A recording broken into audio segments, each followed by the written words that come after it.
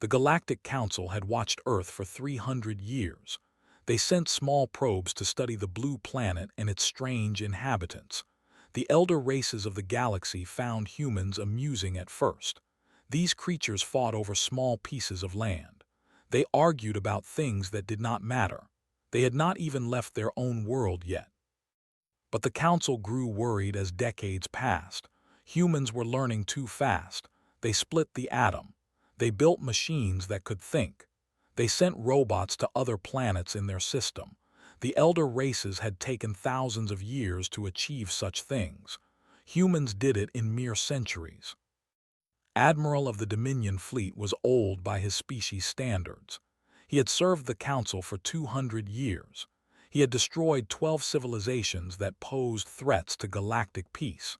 When the Council summoned him to their great chamber, he knew what they would ask. The vote was unanimous. All 9 elder races agreed. Humanity was too dangerous to let grow. They were too aggressive and too clever. If humans reached the stars, they would spread like a disease. They would challenge the old order. They had to be stopped before that happened. Received his orders on what humans called a Monday. He gathered his fleet of 15,000 warships. It was more than enough to destroy one primitive world. He expected the mission to take less than a single day. On Earth, Commander John stood on the deck of a naval carrier in the Pacific Ocean. He was a tall man with gray hair and tired eyes. He had served his country for 30 years. He thought he had seen everything war could offer. He was wrong. The sky changed color at exactly 3 in the afternoon. The blue turned purple, then dark red. John looked up and felt something cold settle in his chest. His second-in-command, Lieutenant Kate, ran to his side. She pointed at the horizon without speaking. Ships were coming down from the clouds, thousands of them. They were black and silver and shaped like nothing humans had ever built. They moved without sound. They descended through the atmosphere like a flock of metal birds. John grabbed the radio and tried to contact command. Every channel was filled with screaming and static. Kate pulled up satellite feeds on her tablet. The images showed the same thing happening everywhere. Alien ships over every continent, every major city. The attack began without warning or mercy. Beams of white light shot down from the alien vessels. Where they touched the ground, everything vanished. Buildings turned to ash. People disappeared in flashes of fire. Los Angeles was gone in 30 seconds. New York lasted even less. London, Paris, Tokyo, Beijing. One by one, the great cities of Earth were erased. Dr. Sam Cooper was underground when the world ended. He worked in a secret government facility beneath the Nevada desert. The bunker was built to survive nuclear war. It shook and groaned as the alien weapons struck the surface above. Sam ran to the monitoring station. The screens showed satellite footage of the attack. He watched Las Vegas disappear in a pillar of white fire. He watched millions of people die in moments. His hands shook, but he did not look away. A voice came over the facility speakers. It was calm and steady. It announced that Contingency Protocol 7 was now active. All personnel were to remain at their stations. Evacuation procedures were complete. Sam did not understand at first. Then the facility commander, Colonel, appeared on the internal broadcast. He was a serious man with a hard face. He explained what was happening in short sentences. The governments of Earth had known about the aliens for 50 years. They had detected the probes watching humanity. They had intercepted alien communications and learned what the elder races thought of them. They knew an attack might come someday. So they prepared. Beneath every continent, massive underground complexes had been built in secret. They were hidden from alien sensors by technology humanity had spent decades developing. These bunkers could hold billions of people. They had farms and factories and power plants. They had everything needed to survive. When the alien fleet entered the solar system, automated systems detected them. The evacuation began immediately. Trains running through deep tunnels carried people from every city to the underground shelters. The process took 6 hours. 6 hours of controlled chaos while the world above continued its normal routine. Most of humanity was already underground when the first alien ship reached Earth. The cities that burned were mostly empty. The people the aliens killed were those who could not be reached in time, or those who chose to stay. 8 billion humans survived that day. They watched through hidden cameras as their world was destroyed. They saw their homes burn and their cities fall. They felt grief and horror and rage. Admiral completed his mission in 12 hours. His ship swept the planet clean of human presence. His sensors showed no life signs above ground. He transmitted his report to the Council. Target species eliminated. Planet sterilized. Threat contained. The Galactic Council received the news with relief. The dangerous apes were gone before they could become a real problem. The elder races congratulated themselves on their wisdom. They had acted quickly and decisively. The galaxy was safe. They held celebrations on 1,000 worlds. They raised monuments to commemorate the day they saved galactic civilization from the human threat. They told stories about the primitive species that had almost risen to challenge them. But beneath the burned and broken surface of Earth, 8 billion humans sat in the darkness and planned. Commander John had made it to a bunker on the coast before his carrier was destroyed. He stood in a crowded shelter and watched Kate organize the survivors. Her face was pale, but her voice was steady. Dr. Sam Cooper worked through the night, analyzing every piece of data they had captured about the alien technology. His grief fueled his focus. His loss sharpened his mind. Colonel addressed the survivors through the underground network. His words were simple. They had been hurt. They had lost much. But they were alive, and they would never forget what had been done to them. The aliens thought they had won.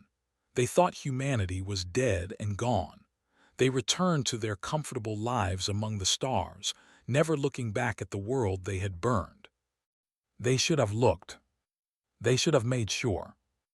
Because in the tunnels beneath the mountains, in the caverns beneath the seas, humanity was very much alive. And humanity was angry. The kind of angry that does not fade with time. The kind of angry that builds and grows and waits for its moment. The galaxy had made an enemy. The worst enemy it would ever know. 5 years passed beneath the surface of Earth. The underground complexes grew larger every day. Workers carved new tunnels through rock and stone. Engineers built power plants that could run forever. Farmers grew food under artificial lights in caverns the size of cities. Life went on in the darkness while the aliens danced on what they thought was humanity's grave. Colonel walked through the main corridor of Complex 7. It was located beneath the Rocky Mountains. The tunnels stretched for hundreds of miles in every direction. Trains moved constantly, carrying people and supplies between the different sections. Had aged in these 5 years. His hair had turned completely white. Lines had formed on his face that had not been there before, but his eyes were sharp and his step was steady. He had a purpose that kept him moving forward. Dr. Lisa Park met him at the entrance to the science division. She was a small woman with short black hair and glasses that always seemed to be sliding down her nose. She had been a physics professor before the attack. Now she led the most important research project in human history. They walked together through halls filled with busy workers. Every person they passed was focused on their task. There was no wasted time in the underground. Every hour mattered. Every day brought them closer to their goal. Lisa led to a massive chamber carved from solid rock. Inside stood the skeleton of a warship. It was 300 meters long and built from metals that gleamed under the worklights. Sparks flew as welders sealed hull plates into place. The sound of hammers and machines filled the air. This was the first of many. Lisa explained that they now had 47 production facilities across the planet. Each one was building ships as fast as possible. By her calculations, They would have 500,000 warships ready within 2 more years.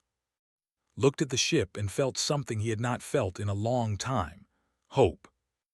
The aliens had made a mistake when they attacked Earth.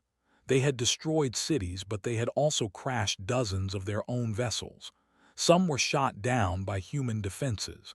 Others collided with each other in the chaos. The wreckage fell to Earth, and humans collected every piece. Dr. Sam Cooper led the team that studied the alien technology. He had not slept more than 4 hours a night since the attack. His eyes were red, and his hands sometimes trembled from too much coffee. But his mind was sharper than ever. Sam had figured out how the alien engines worked within the first year. The power systems took another 6 months. The weapons were harder, but his team cracked them eventually. Now they were not just copying alien technology. They were improving it. The ships humanity was building were better than anything the aliens had. They were faster and stronger and carried weapons the enemy had never seen. Sam had made sure of that. Every late night, every skipped meal, every sacrifice had gone into making these ships perfect instruments of vengeance. Commander John had taken charge of military training. He worked with General to turn civilians into soldiers. They built simulation chambers that recreated space combat. They drilled crews until they could fight in their sleep. John was harder now than he had been before. The easy smile he once had was gone. Kate still served beside him, but she worried about him sometimes. She saw the cold fire in his eyes that never went out. Every person in the underground had lost someone. Parents, children, friends, lovers. The aliens had killed 300 million humans in their attack, those who could not be evacuated in time, those who refused to leave, those who simply ran out of luck. The survivors carried that loss with them. It shaped everything they did. When workers grew tired, they thought of the dead. When soldiers wanted to quit training, they remembered the burned cities. The grief had transformed into fuel. The sadness had become strength. Children grew up in the tunnels knowing only one truth. The galaxy had tried to murder them. The galaxy had failed. And someday, the galaxy would learn what that failure would cost. Schools taught reading and mathematics and science, but they also taught history, the history of the attack, the names of every city that burned, the count of every life that was lost. Children learned these things before they learned to ride bicycles. Amy ran one of the largest manufacturing bays. She was young, only 30 years old, but she commanded thousands of workers. Her parents had died in San Francisco when the attack came. She had been visiting a friend in Nevada and made it to a bunker just in time. Amy worked 16-hour days without complaint. She pushed her people hard, but she pushed herself harder. Under her leadership, production numbers increased every month. Ships rolled off the assembly lines faster than anyone had predicted. Admiral Hayes commanded the submarine fleet that still patrolled Earth's oceans. His vessels had survived the attack by diving deep and staying hidden. Now they served as mobile bases, launching missions to recover more alien wreckage and spy on enemy patrols. The aliens still sent ships to orbit Earth sometimes. They checked to make sure the humans were really dead. Their sensors showed nothing but ruins and ash. They never looked deep enough to see the truth. Doctor developed the weapon systems. He was a quiet man who rarely spoke unless necessary, but his creation spoke for him. Plasma cannons that could cut through alien armor, missile systems that could track targets across impossible distances, energy shields that could absorb tremendous punishment. The fleet grew larger every day. 5,000 ships became 50,000. 50,000 became 100,000. The numbers kept climbing as more facilities came online. Cole ran the intelligence division. His agents had found ways to tap into alien communication networks. They listened to enemy transmissions and learned their languages. They mapped the positions of alien fleets and identified their weak points. The Galactic Council had no idea what was coming. They thought about Earth only when they celebrated their victory. They told their children stories about the dangerous species they had wisely destroyed. They felt proud of what they had done. 7 years after the attack, the preparations were complete. 500,000 warships sat in underground hangars. 200 million trained soldiers waited for orders. Weapons that would terrify the elder races were loaded and ready. Colonel stood before the assembled council. Lisa Park was there, and Sam Cooper, and John, and all the others who had led humanity through the darkness. They looked at each other and knew the time had come. Tomorrow they would rise. Tomorrow the galaxy would learn that humanity was not dead. Tomorrow the hunters would become the hunted. The alien monitoring station orbited Earth in silence. It had been there for 7 years, watching the dead planet below. The crew of 12 worked in shifts, scanning the surface for any sign of life. They never found anything. Technician was on duty when the readings started to change. He was young and bored and counting the days until his rotation ended. Watching a dead world was not exciting work. Nothing ever happened. Then something happened. His console lit up with warnings he had never seen before. Seismic activity across the entire planet. Not one location but 47, all at the same time. The numbers made no sense. Called his supervisor and pointed at the screen with a trembling hand. The supervisor looked at the data and felt fear grip his heart. He reached for the emergency transmission button. He never got to press it. On the surface of Earth, the mountains began to move. Commander John sat in the captain's chair of the battleship Vengeance. The ship was massive, over 1 kilometer long and bristling with weapons. Around him, his crew worked at their stations with calm efficiency. Kate coordinated communications from her position at his right hand. The launch sequence had begun. Across the planet, hidden doors were opening. Hangars that had been sealed for years were flooding with light. Ships that had waited in darkness were powering up their engines. John watched the countdown on his display. His heart was steady. His hands did not shake. He had waited 7 years for this moment. Every loss, every sacrifice, every sleepless night had led to this. The ground above them split apart. Rock and soil fell away as massive doors swung open. Sunlight poured into the hangar for the first time since the attack. John squinted at the brightness, but he did not look away. Vengeance rose from the earth like an angry god. Across the world, the same scene repeated itself 500,000 times. Ships burst from mountains and ocean floors and frozen plains. They tore through the ruined cities that had been built above their hiding places. They climbed toward the sky with engines screaming. The alien monitoring station had 30 seconds to send a warning. 12 warships reached it in 20. The station vanished in a flash of blue fire. Its final transmission was cut off mid-word. Admiral was 3 star systems away when he received the emergency alert. He was old now, retired from active command, spending his final years in comfort. He read the message and his blood turned cold. The alert came from a patrol ship that had been passing through the Earth system. The pilot's voice was panicked and broken by static. Ships everywhere, human ships, hundreds of thousands of them. The transmission ended in screaming. Contacted the Dominion Military Command. They did not believe him at first. Humans were dead, everyone knew that. He had killed them himself 7 years ago, but reports kept coming from the Earth system. Ships were being destroyed.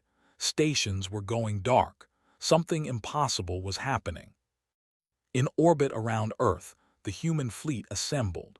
500,000 warships arranged themselves into perfect formations. Carriers and battleships and destroyers moved into position with mechanical precision. The sight would have taken anyone's breath away. Colonel stood on the bridge of the command carrier Constitution. It was the largest ship in the fleet, a flying fortress that served as the heart of human military power. Lisa Park stood beside him, watching data scroll across her screens. Opened a channel to the entire fleet. His face appeared on screens across 500,000 ships. Soldiers stopped what they were doing to listen. This was the moment they had trained for. His words were simple. 7 years ago, the galaxy tried to end humanity. They burned our cities, they killed our families, they celebrated our death. Today we show them their mistake. Today we rise, not as conquerors but as survivors, not as monsters but as warriors. We will never be victims again. The fleet responded with silence. Words were not needed. Every man and woman aboard those ships knew why they were there. Every heart beat with the same purpose. Dr. Sam Cooper sat in the engineering section of Constitution. His dimensional fold drive was ready for its first real test. The theory was sound. The simulations had worked perfectly, but theory and reality were different things. The drive worked by folding space itself. Instead of traveling through the void, ships would skip over it. Distance would become meaningless.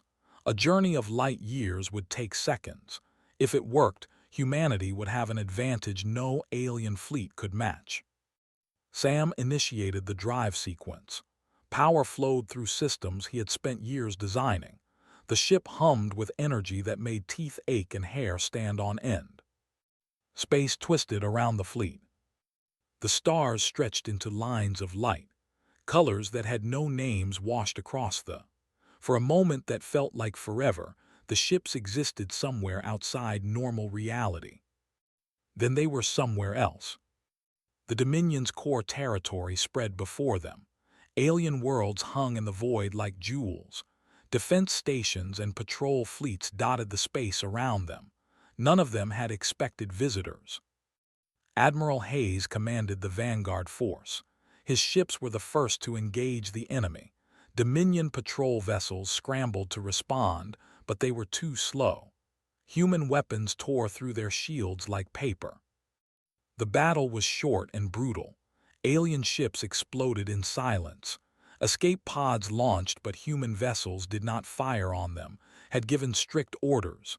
They were not here to commit genocide. They were here to win a war. News of the attack spread across the galaxy at the speed of light.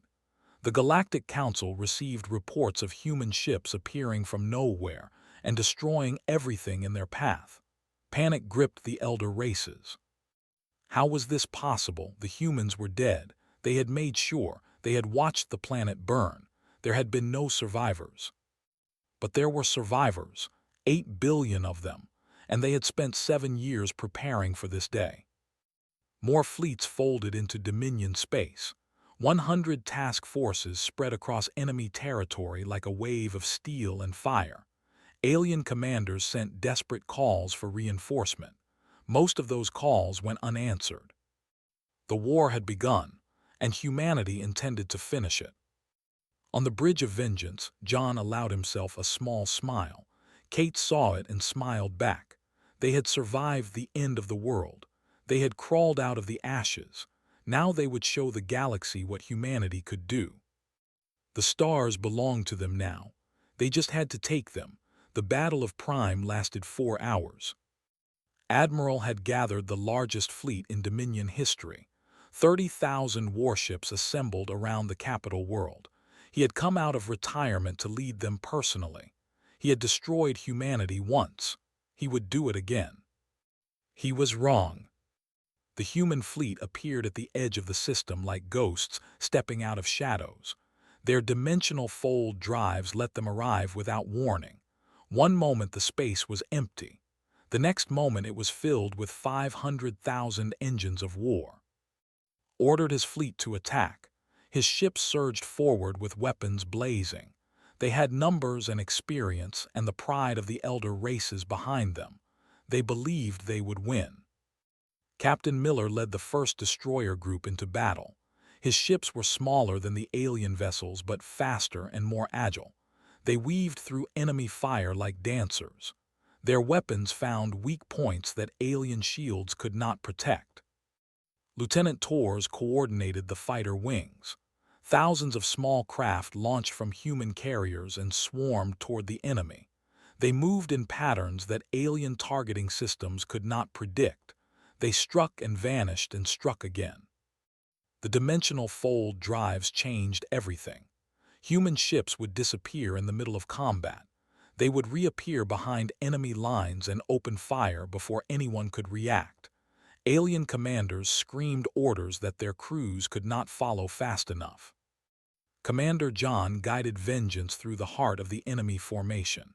Kate called out targets and his weapons crew destroyed them one by one. The battleship absorbed hits that would have killed lesser vessels. Its shields held. Its armor endured. Admiral watched his fleet crumble from the bridge of his flagship. Ships he had commanded for decades were dying around him. Officers who had served him faithfully were screaming their last screams. He had never known defeat like this. He sent a message to the Galactic Council. The words were simple: "We were wrong, they are coming, prepare." Then the humans boarded his ship. Sergeant Blake led the Marine assault team.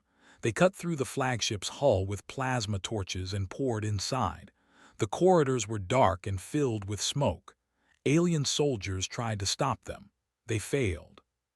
Found on the bridge, the old admiral stood alone. His crew was dead or fled. His ship was dying around him. He looked at the human soldier with something like respect. Asked one question before he died: "How did you survive?" Answer with 2 words: "You missed." The battle ended when the last Dominion ship was destroyed or captured. Human losses were minimal. The alien fleet that was supposed to stop them had been swept away like dust in a storm. Colonel ordered the fleet to hold position around Prime. The planet below was the capital of the Dominion. Billions of aliens lived there. They had watched the battle from their homes, and now they waited in fear. Could have destroyed them. His weapons could burn the planet clean just as alien weapons had burned Earth. Some of his officers wanted him to do it. They remembered the cities that died. They remembered the families they lost. They wanted revenge. Refused. He opened a channel to the planet below. His face appeared on every screen on Prime. Aliens watched the human who had defeated their fleet and waited to hear their fate. Spoke slowly so his words could be translated. "We did not come here to destroy you. We came here because you tried to destroy us. We came here to make sure you never try again. Surrender now and your people will live. Fight us and you will lose. The choice is yours." The Dominion government surrendered within the hour. Across the galaxy, human fleets struck at the same time. Every major power that had voted for humanity's destruction found human warships in their space. The speed of the attack left no time for coordinated defense. Each empire faced the humans alone. Some fought, they lost. Some ran, human ships were faster. Some surrendered immediately, they were wise. The Galactic Council met for the last time as the human fleet approached their station. 9 species had ruled the galaxy for 100,000 years. They had decided the fates of countless civilizations. Now their time was over. Dr. Sam Cooper transmitted a message that reached every inhabited world. He spoke without anger, though he had every right to be angry. He spoke without hatred, though hatred would have been understandable. Humanity had wanted peace. They had dreamed of reaching the stars and meeting other species as friends. They had imagined joining a galactic community and sharing knowledge and culture. The elder races had responded by trying to murder them all. That choice had consequences. The old order was finished. A new order would rise, one where no species could try to exterminate another, one where humanity would make sure such things never happened again. General led the occupation of Council space. Her soldiers were firm but fair. They did not abuse prisoners. They did not harm civilians. They were everything the aliens had expected them not to be. The terms of peace were simple. The Dominion and the other powers would disarm. Their war fleets would be dismantled. Their weapons would be destroyed. They would keep enough ships to defend themselves, but not enough to threaten others. A new government would form. All species would have a voice. All species would be protected. Humanity would not rule as tyrants. They would serve as guardians. Many aliens did not understand. They had expected the humans to be cruel. They had expected revenge and slaughter. The mercy confused them more than the defeat. Cole explained it to a captured Dominion officer who could not stop asking why. Humans had learned something in the darkness beneath their world. They had learned that strength without wisdom leads to destruction. They had learned that survival alone was not enough. They had to be better than those who tried to kill them. The officer asked if humanity would ever forgive what was done. Thought about the question for a long time. Finally, he answered, no, they would never forgive, but they would not let that hate turn them into monsters. They would carry the memory of what was done. They would make sure it never happened again. That was enough. The war was over in 3 months, the fastest and most complete victory in galactic history. 500,000 human warships had brought the elder races to their knees. But the harder work was just beginning. Building peace was always harder than winning war. Humanity knew this. They had learned it the hard way. They were ready. 10 years had passed since the Rising. Ambassador Grace Mitchell walked through the halls of the Galactic Assembly. The station orbited a dying star at the edge of known space. It was neutral ground where all species could meet and talk. Once the elder races had ruled here without question. Now things were different. Aliens stepped aside as Grace passed. Some bowed their heads. Others simply watched with expressions she could not read. They had learned to respect humans. Some had even learned to like them. Fear had become something closer to trust. Grace was young for her position, only 40 years old. She had been a child when the attack happened. She remembered hiding in the tunnels with her mother. She remembered the fear and the darkness and the years of waiting. Now she spoke for humanity among the stars. The assembly chamber was vast. Representatives from 100 species sat in curved rows that rose toward a domed ceiling. Light filtered through panels that showed the stars outside. It was beautiful in a way that still surprised her. She took her seat at the center table, the position of honor, the position that belonged to humanity now. Earth had been rebuilt. The cities rose again from the ashes. People walked streets that their grandparents had fled in terror. Children played in parks that had once been craters. Life returned to the surface while the underground complexes remained ready below. Humans never forgot what had happened. They built memorials in every rebuilt city. They taught the history to every child. They kept the tunnels maintained and the emergency systems active. They would never be caught unprepared again. Colonel had been promoted many times. Now he held the title of Supreme Commander of Confederate Forces. He was old but still strong. His white hair had thinned but his eyes were still sharp. He had led humanity through darkness and into light. He stood on the observation deck of the orbital station Genesis. Earth turned slowly below him, blue oceans and green continents, white clouds drifting across the surface. His home, the home he had saved. Dr. Lisa Park stood beside him as she had for so many years. Her hair was gray now and she walked with a cane, but her mind was still brilliant. She had spent the last decade improving the dimensional fold technology. Human ships could now reach any point in the galaxy within hours. They watched the stars together in comfortable silence. So much had changed. So much had been lost and found and built again. Sometimes it was hard to believe they had made it this far. The human fleet had grown to 2 million vessels, not from conquest but from necessity. Dozens of species had asked for protection under the Human Confederation. They had seen how humans treated the defeated. They had seen mercy where they expected cruelty. They wanted to be part of that. The Confederation protected all its members equally. Human ships patrolled the borders of alien worlds. Human soldiers trained with alien warriors. Human diplomats helped resolve disputes that had festered for centuries. Captain John had retired from active duty 5 years ago. His service record was legendary. His name was known on 1,000 worlds. but he was tired of war and wanted peace. He lived in a small house on the California coast, the same coast where he had watched the alien ships descend all those years ago. Kate lived nearby. They had dinner together most weeks, old soldiers sharing old memories. His granddaughter visited often. Her name was Emma and she was 7 years old. She had been born in the tunnels but grew up under open sky. She asked him questions about the time before.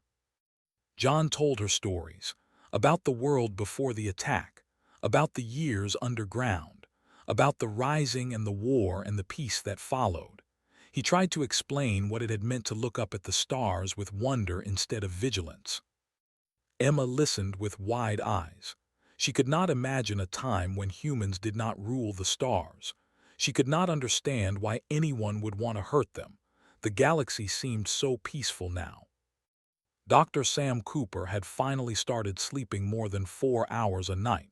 His work was mostly done. The technology he created had saved humanity and changed the galaxy. He spent his days teaching now. Young scientists came from every species to learn from him. He thought about the past sometimes, about the friends he had lost, about the world that had burned. The memories still hurt, but the pain had dulled with time. He had found purpose in the suffering. He had built something meaningful from the ashes. Amy ran the largest shipyard in human space.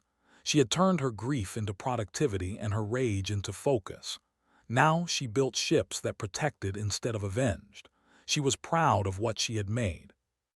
The Galactic Assembly met every cycle to discuss matters of importance, trade agreements and border disputes and scientific cooperation. The old conflicts seemed small now. The elder races had learned humility. They had seen what happened when they acted with arrogance. A new phrase had entered common use across the galaxy. When facing impossible odds, when all seemed lost, when surrender seemed like the only option, species would invoke the example of humanity. They called it the human way. It meant never giving up. It meant finding strength in darkness. It meant choosing mercy when cruelty would be easier. It meant being better than your enemies even when they did not deserve it. Grace finished her speech to the assembly and returned to her seat. The representatives applauded, a sound like thunder rolling through the chamber. She allowed herself a small smile. Outside the station, human warships kept their eternal watch. They patrolled the borders of known space. They protected worlds that had once celebrated humanity's death. They served as guardians for species that had tried to destroy them. Some aliens still wondered why. Why did humans not take revenge? Why did they not enslave the species that had wronged them? Why did they choose to protect instead of punish? The answer was simple. Humanity had learned something in those years underground. They had learned that the measure of a species was not how they treated their friends. It was how they treated their enemies. The galaxy had tried to murder them. The galaxy had failed, and instead of becoming monsters, humans had become something better. They had become the guardians of all. The stars stretched endlessly in every direction. Billions of worlds, trillions of lives. A galaxy that had once feared and hated humanity now looked to them for protection. And humanity kept watch. Always ready. Never forgetting. Forever rising.